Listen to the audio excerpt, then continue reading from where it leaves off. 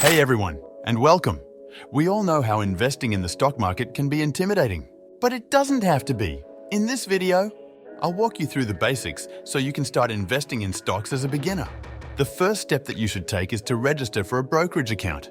This trading account gives you access to the stock market, so you can buy and sell shares. Fidelity, Charles Schwab, and TD Ameritrade are just a few of the most well-known brokerage firms.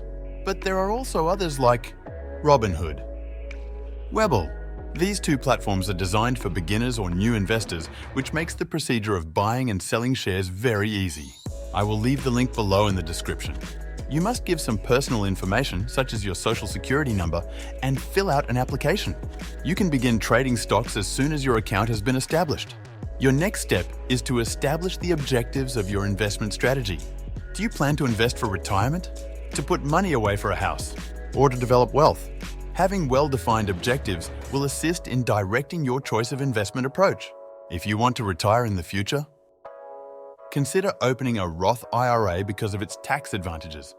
At the end of this video, I will leave you a video where I explain what a retirement account is and how and where to open one. When you have a clear idea of what you want to accomplish, the next step is to investigate potential companies and stocks to invest in. Look for companies that are not only leaders in their respective industries, but also have good financials, such as steady earnings and an increase in revenue.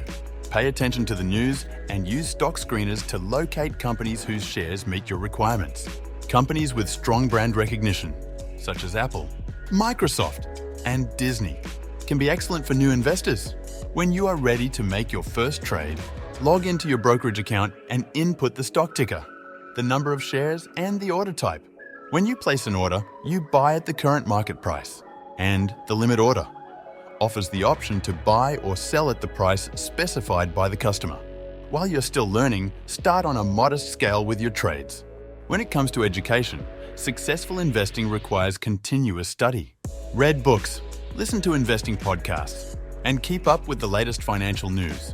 Gain an understanding of market cycles and the distinction between investing techniques for the short and long term. Don't let temporary setbacks get you down. Focus on the big picture. The stock market rewards patience, and a buy and hold strategy has historically resulted in favorable returns for investors. Ensure your financial security by spreading your investments over various stock markets, such as those for technology, healthcare, and consumer staples. Your portfolio's risk can be reduced via diversification, which is helpful if one industry is performing poorly.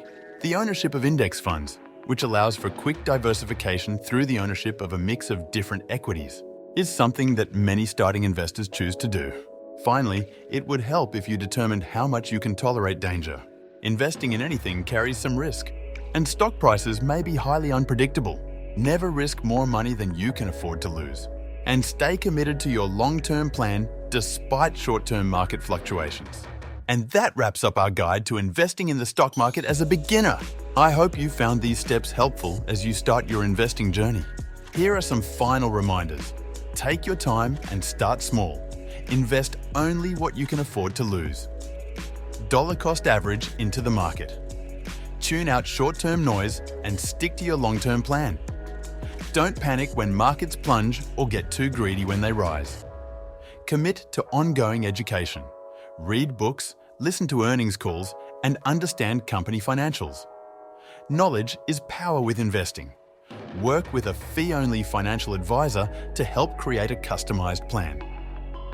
Beware load mutual funds and high account fees.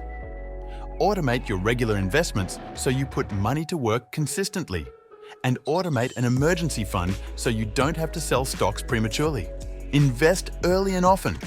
Time in the market beats timing the market. Compound interest works wonders over decades. Thanks for watching. I wish you the very best on your investing path. Don't be afraid to start small and grow your knowledge. You've got this.